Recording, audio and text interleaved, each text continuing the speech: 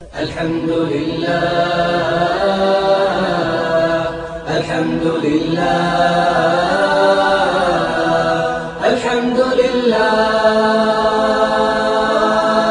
الحمد لله.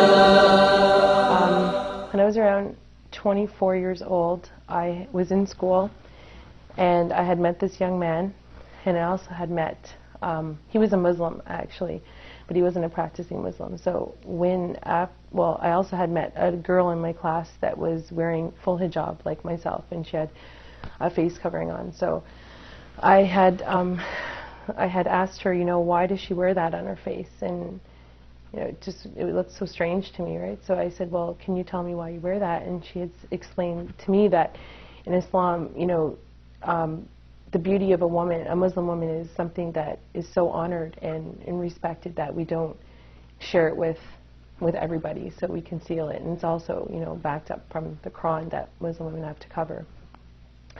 So I thought that was interesting. So then I said, okay, fine. I left it, and I had a relationship with this man at school.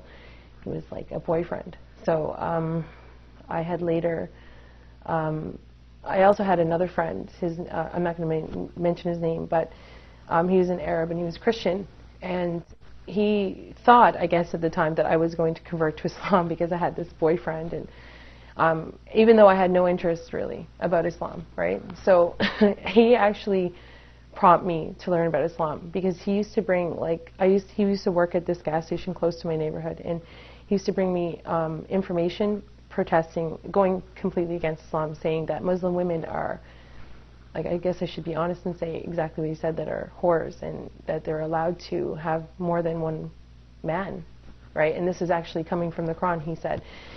So I said, I said to this guy, I'm like, I really don't think that's true. I said, because my reference point back to the girl at school, I said, this doesn't make any sense, right? And I said, why would she cover if she was promiscuous? So I said, well, I don't know about that. So I said, and I guess in his mind, he was trying to get me away from, converting, because he thought, because of this Muslim boyfriend, he was going to marry me, or it was like he was in a panic, telling me, bringing literature to me.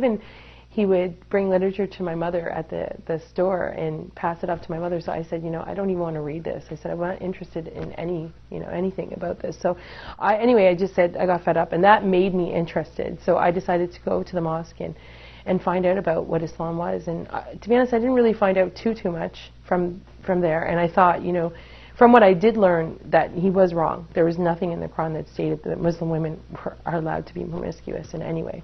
So I thought my journey ended. But it didn't. It actually just begun from there. So I went back, and I later found out that I was pregnant for the Muslim guy at school, and but he had left me. So I was now 5 months pregnant, and I was on the subway going to this new school. And from there, I looked up. I was sitting on the subway, and I looked up, and I saw Salia, the girl that I had met with the full hijab at school before.